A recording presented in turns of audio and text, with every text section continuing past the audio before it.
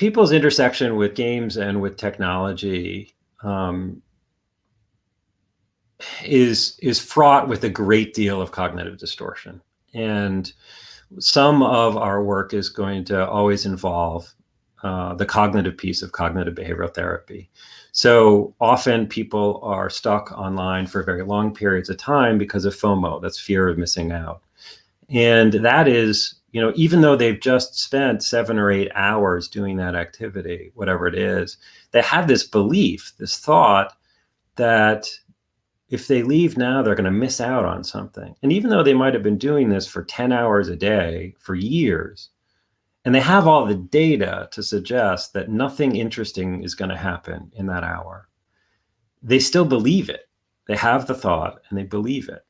So much of the therapy involves evoking and understanding what those kind of thought processes are that are impacting each individual person, each individual client that you have, and then helping them using cognitive behavioral techniques to question those and reframe them and to restructure them so that they're healthier. So the gaming and the tech use that they're using is usually intersecting as a coping strategy with most of my clients. So they're most likely going to be using technology to deal with something.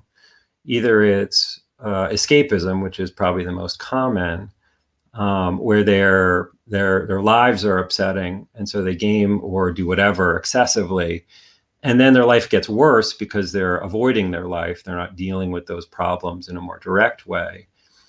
And then they need to game more to deal with the bigger problems, and it just sort of spirals out of control. That's probably a pretty common way that it's intersecting with their lives as a coping strategy, as a way of escaping.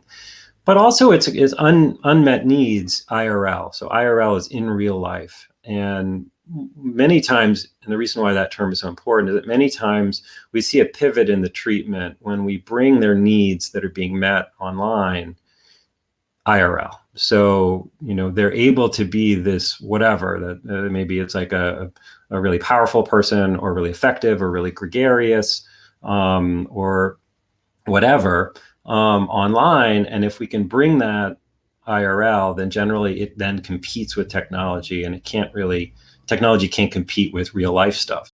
I had a client once say, I was running a group and we all went on a bowling expedition, and we were all in my minivan driving to the bowling alley. And there's some awkwardness because the guys were talking awkwardly because, social skills and all. And one of the guys was looking out the window and he says, "Hey, I know this game. It's called Real Life. The graphics are great. The gameplay's a little boring, but maybe it'll get better." And then everyone sort of laughed and started talking. You can see this sort of spark that comes, and people find their way, and then they find where they can go in their lives and be successful. And you had a part in that. So that's what's sort of inspirational for me. I mean, I love my guys.